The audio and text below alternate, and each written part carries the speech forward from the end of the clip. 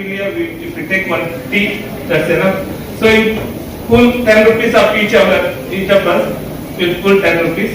Or suppose somebody has got an emergency need. So that out of that money, pulled money, we can spend for him. That is the concept of insurance. So insurance is the only way for health coverage in many of the countries in the world, developed countries. But in India, it is not so.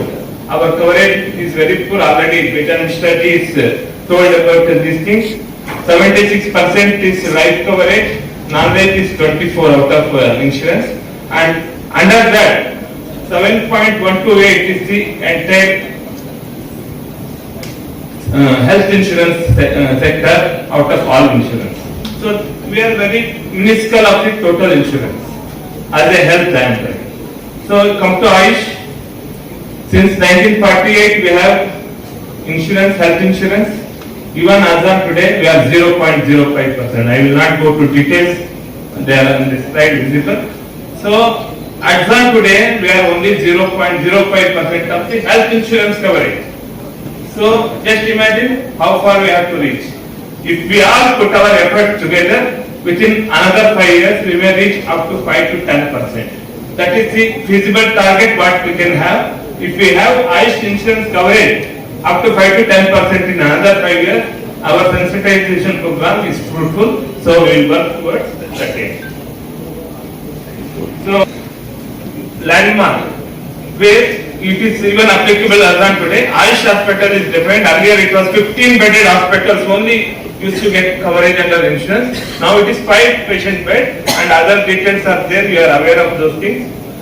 Next, Ayush Daycare Center is also defined in that coverage, that IRDAI circular.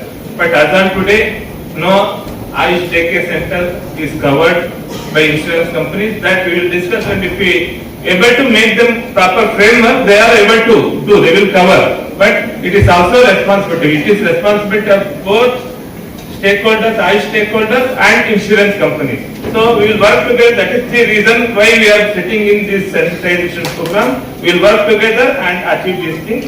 And one more current status, as already Bejanji has, because of his entry into our core sector, core group, insurance has got a high jump, long jump actually. So we have, this is the mandate of us, and we are working on this direction, and I am very much confident. Actually by 31st in last Kerala program, I have set a target that by October 31st we would have started our PMU in insurance sector from Government of India, where 24/7 support to the public as well as insurance stakeholders will be provided by the Government of India for Ayush insurance coverage. But that could not be achieved by 31st, but it's already approved, but process is taking time. Hope by 31st, Vedanti is laughing, by 31st we will be able to announce that. Next.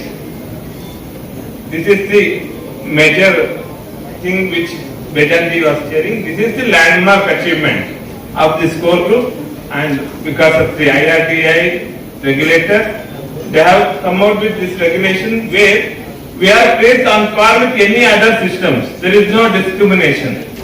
I remember while Muthu Kumar was telling about Ayurveda, Siddha and all those things, I recalled one Tamil song because it was incidental and we will also be, which I learned in 1984. Vannutan Vannutane Namanada Tundi, Vannutan Vannutane.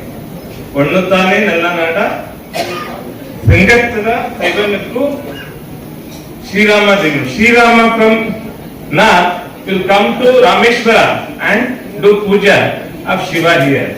And from here we will go to Badrinath. And you know who is the Pujari of Badrinath temple? He is a Kerala.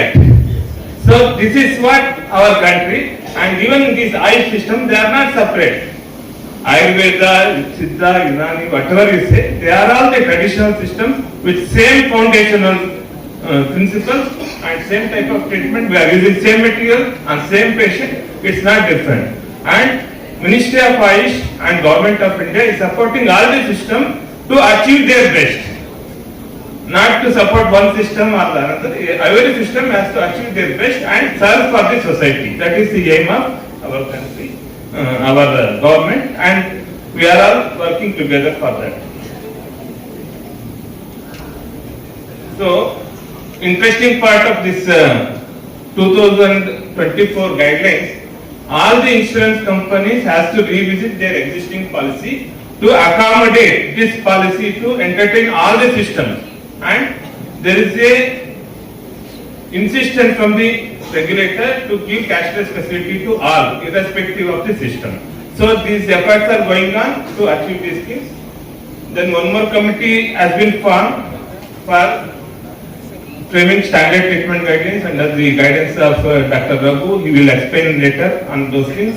And we have also formulated anti-fraud guidelines for FPPM and we can adopt that for insurance sector also.